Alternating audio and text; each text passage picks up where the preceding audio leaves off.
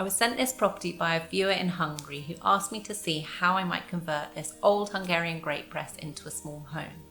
Because it's on agricultural land, the local regulations don't allow extensions, so the challenge for me was to see how I could create a contemporary living space within this traditional non-residential building.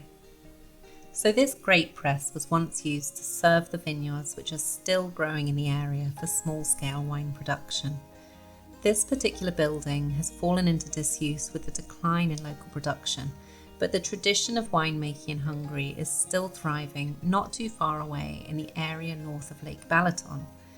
The climate there of rich volcanic soil means it has a history in grape cultivation going back to Roman times. Now, if you're interested in wine and want to try some from this specific region, this video is actually sponsored by Wine 52, who specialise in supplying unique wines from independent winemakers.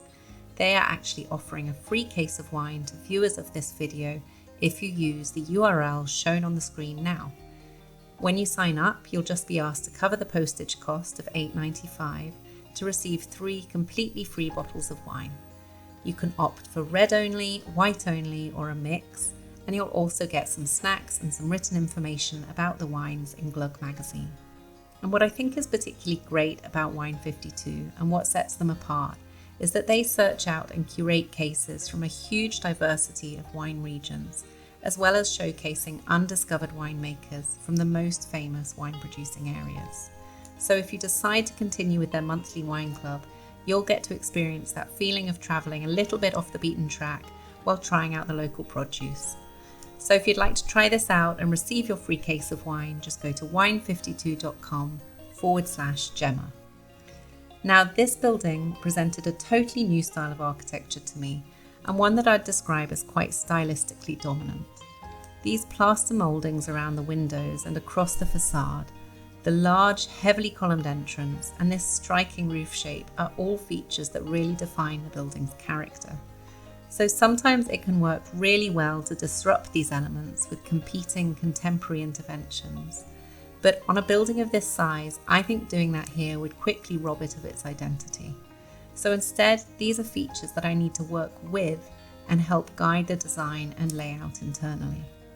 Currently, the building has 3 floors, a ground floor space that has this beautiful vaulted ceiling and is accessible only through an entrance on the north facade. A first floor space accessible via these steps and large portico, and an attic space which is currently only accessible via a ladder from the first floor. I'd like to create the option to use all 3 floors as part of the livable area.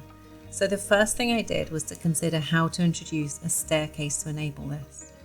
The default place for this would usually be in the centre of the building opposite the covered entrance to create a sort of spine of circulation in the middle. But if I do that, then it will split this small building into a configuration of really quite small rooms, with half of them only getting north light. A central staircase would also mean the area with the most head height and usability in the attic would end up being taken over by circulation space, and that would really reduce the ability to use the attic as a bedroom, as this roof pitch really limits the accessible areas. So instead, what I want to do is to put the staircase at one end of the property to enable some lovely large open plan spaces to be created. The building is oriented from south to north, so the stair really needs to go on the north end to avoid blocking all the sunlight from the living areas. This is also the end that has the external access to the ground floor, but there's just enough space to fit a staircase to one side of that. This is going to be a key feature of the building, so rather than hide it away, I'd like it to be almost sculptural and have a really contemporary look to contrast with the heavy traditional style of the building. So I'm proposing that it's fabricated from white folded steel and installed with concealed fixings to make it look as if it's almost floating. On the ground floor, this would fit really well with some white brickwork and the vaulted ceiling. I envisage this space having a mixture of uses and being somewhat flexible. As the only floor directly accessible at ground level, it would be useful to have some small kitchen facilities in here, which might sometimes be used for food preparation, but could also support the space being used as an art studio or workshop or any other function that could be a bit messy and would involve coming and going between the outside and inside. There is space down here for a bedroom too though, so if you wanted to have the option to split the space off, you could form a partition with storage and sliding doors either side and a bedroom behind it. Or you might want to put the storage to one end and have a longer sliding screen across the space so that it's not broken up by fixed storage.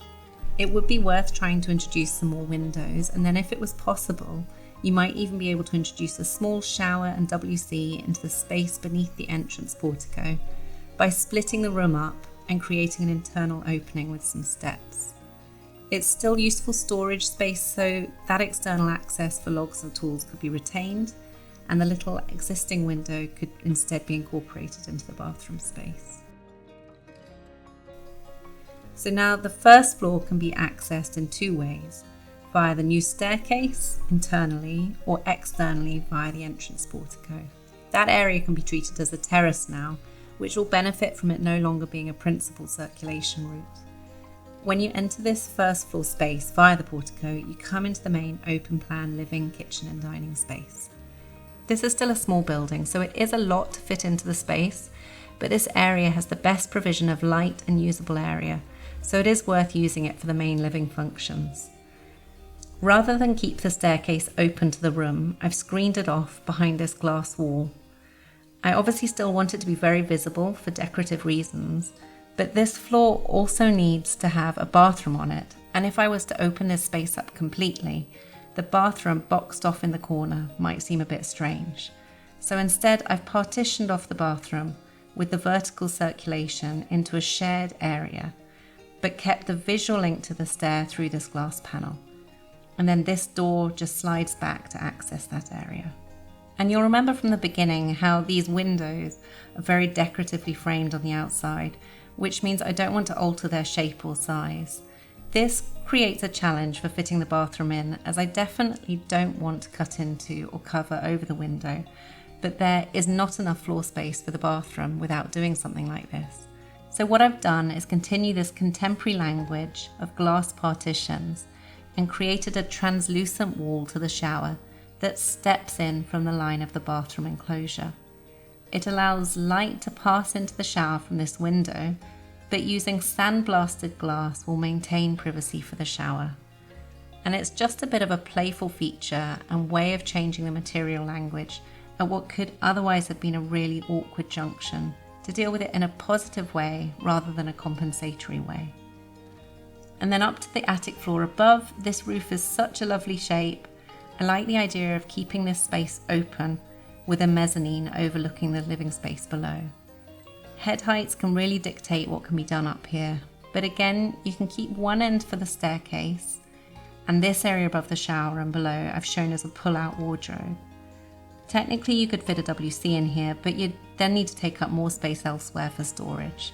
So I decided to keep things as clear as possible and exclude it in this model.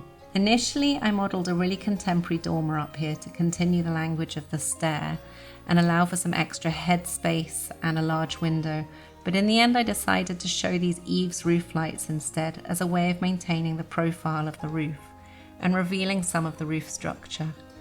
I like how it looks like the roof has been peeled back and some of the traditional features just opened up and exposed rather than removed.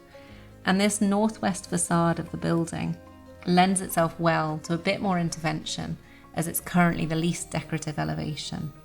So it's allowed me to introduce some slim frame windows on the lower levels too.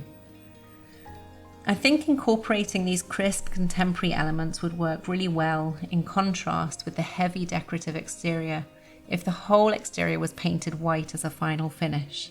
That may be controversial if these are traditional colours for this type of building. I just think neutralising the decorative elements slightly would help tie together the traditional with the modern really effectively. And that's the whole tour, so I hope you enjoyed it. Do keep getting in touch with your video ideas or to book in consultancy time with me for any design challenges you're dealing with.